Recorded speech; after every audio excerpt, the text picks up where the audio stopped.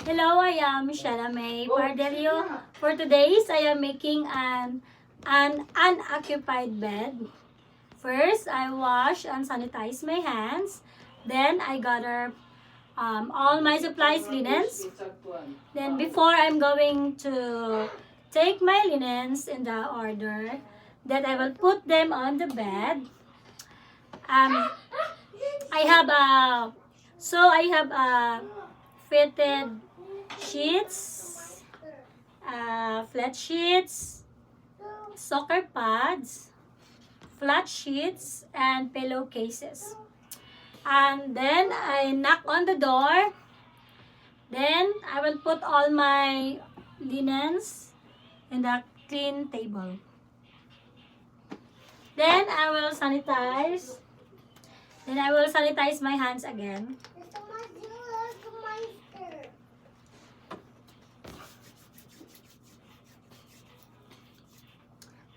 Then, since I'm removing a dirty linen, I will put a gloves. Use a gloves.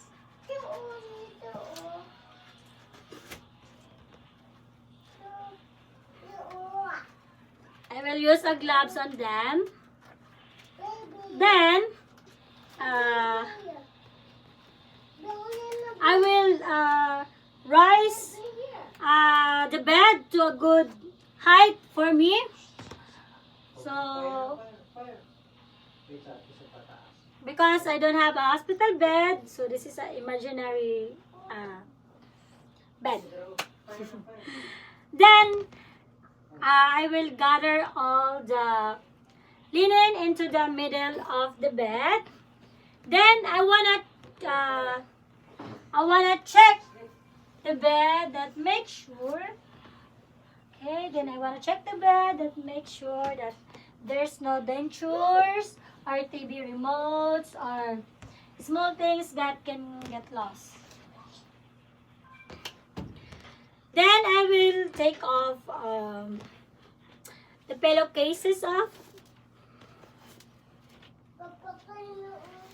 The pillow should stay in the fairly clean area. Then I will put the dirty linens. I will put all the dirty linens in a linen bag.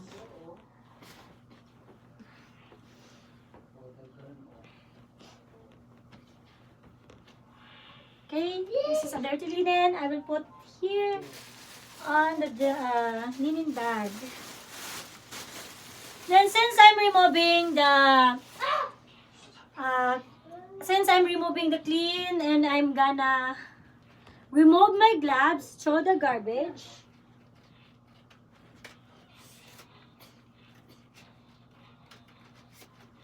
And then I will sanitize my hands again.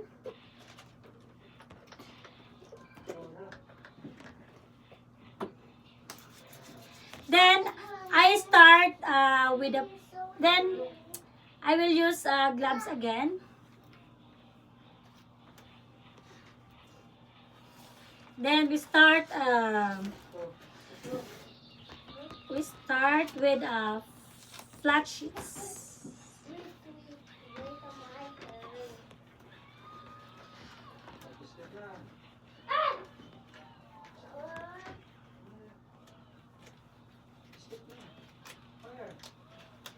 Okay, so we start with a flat sheets that make sure that the residents would be them, and make sure that's nice and smooth, so we can create any pressure areas of the residents. So this is flat sheets. So this is a flat sheets.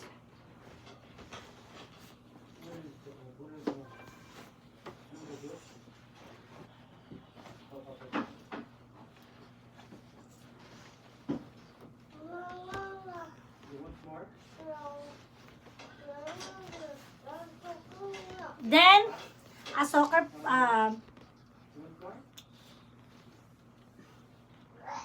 Then, soaker pan.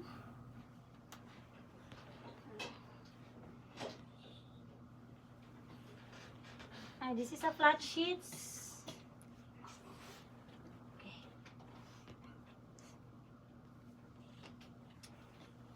I use fitted sheets. This is a fitted sheets. This one and this one is a flat sheets.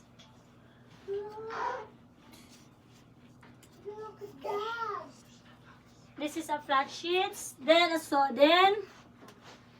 soccer pads. There's a quitted side for the residents. And the soccer pads,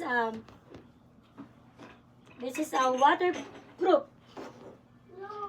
This is a waterproof pads. Called soccer pads. Then should go down the right enough. Then I should go down to the right.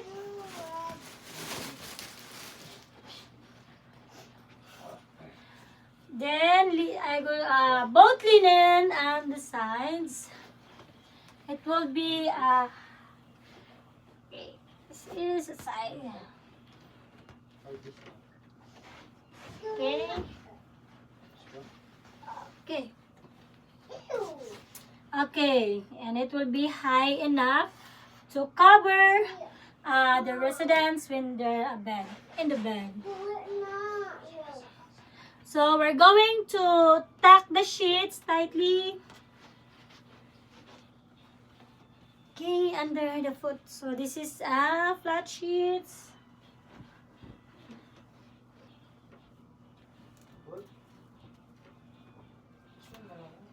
Okay.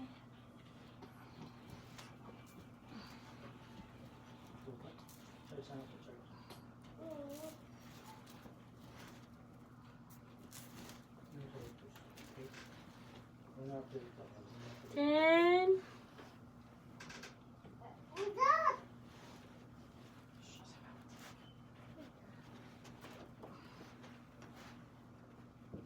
okay. And then the other side.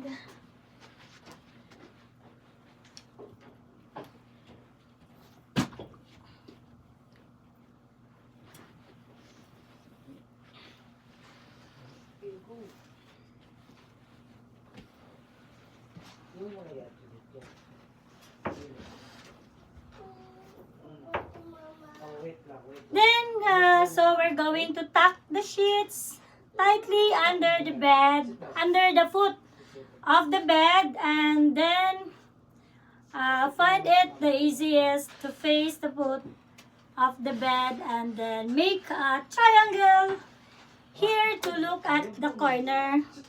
So the corner of the bed. So this is the make. So we make a triangle. This is the corner. Then I form a triangle. Then tuck. Okay. Tuck tightly. Okay. Then also the other sides. Make sure that you tuck tightly. That for the residents should not. Okay.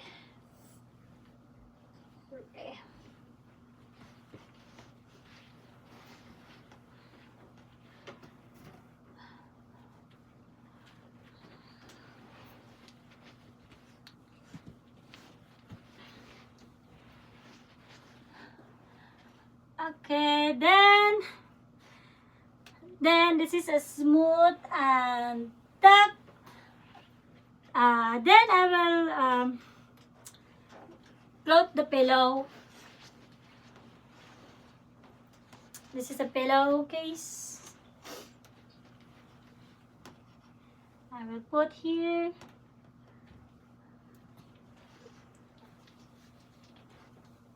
Okay, then the pillow leave on the bed. So for the flat surface, then I will lower the bed.